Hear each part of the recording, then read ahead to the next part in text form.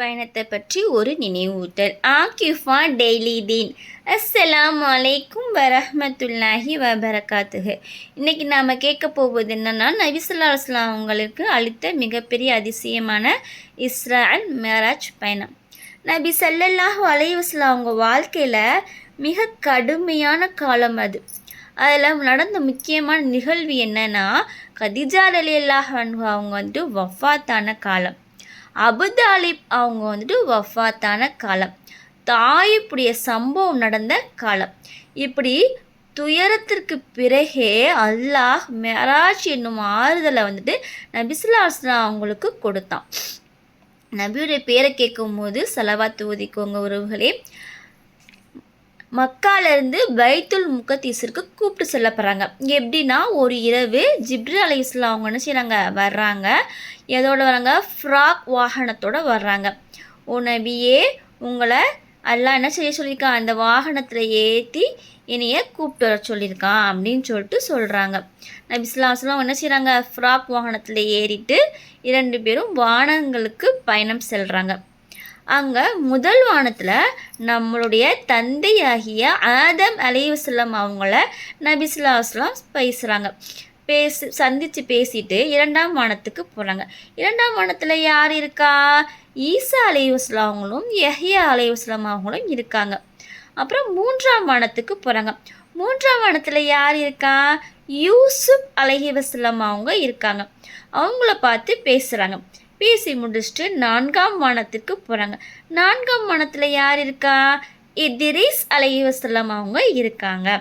5ஆம் வானத்திற்கு போகிறாங்க. 5ஆம் வானத்தில் யார் இருக்கா? ஹாரூன் அலைஹிஸ்ஸலாம் அவங்க இருக்காங்க. 6ஆம் வானம். 6ஆம் வானத்தில் யார் இருக்காங்க அப்படின்னா, மூசா அலைஹிஸ்ஸலாம் அவங்க இருக்காங்க.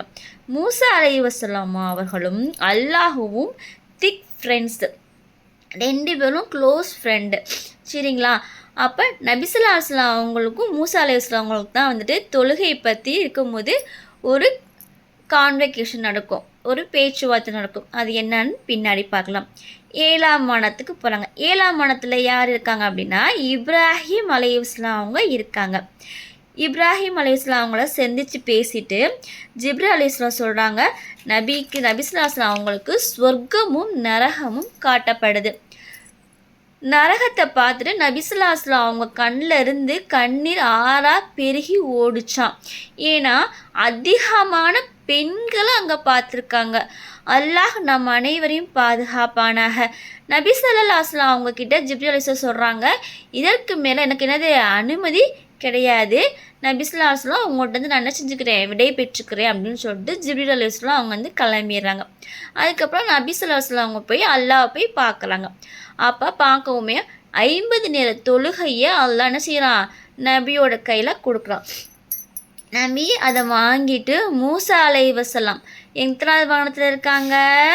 6ஆவது வானத்தில் இருக்காங்க. 6ஆவது வானத்தில் இருக்கக்கூடிய மூசா அலைஹிஸ்ஸலாம் அவங்கள்ட்ட வர்றாங்க.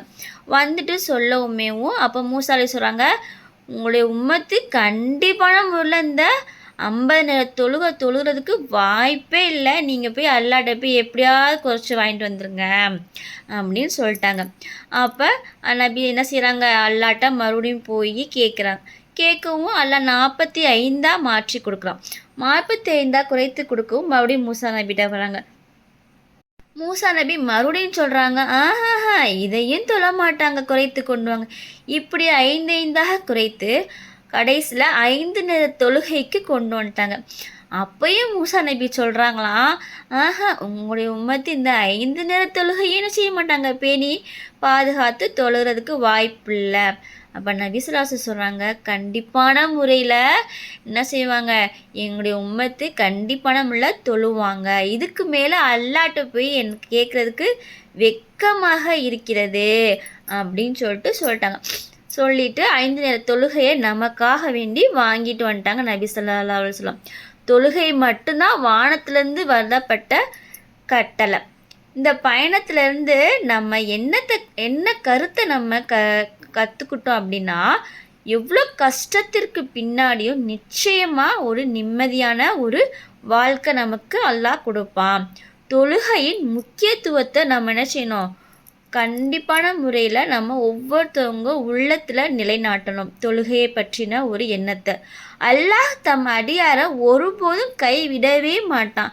அல்லாஹ் மீது எப்பயுமே உண்மையான நம்பிக்கையோடு இருக்கணும். அல்லாஹ் தூதர் நபி ஸல்லல்லாஹு அலைஹி வஸல்லம் அவங்களுக்கு கொடுக்காத கஷ்டத்தையா நமக்கு கொடுத்துட்டா நம்முடைய வாழ்க்கையில். கஷ்டத்தை நினச்சி ஒருபோதும் நம்ம என்ன செய்யக்கூடாது, கவலையே படக்கூடாது. எல்லாம் அல்லாஹ் நமக்கு கொடுக்குற ஒரு சோதனை. அதிலிருந்து தீர்வும் அல்லாட்ட தான் இருக்குது.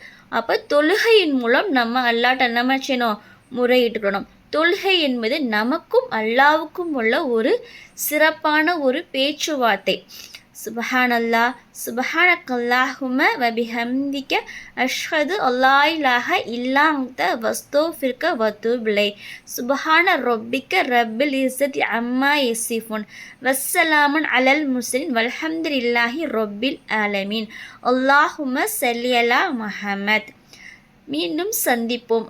அஸ்ஸலாமு அலைக்கும் வரஹ்மத்துல்லாஹி வபரகாத்துஹு.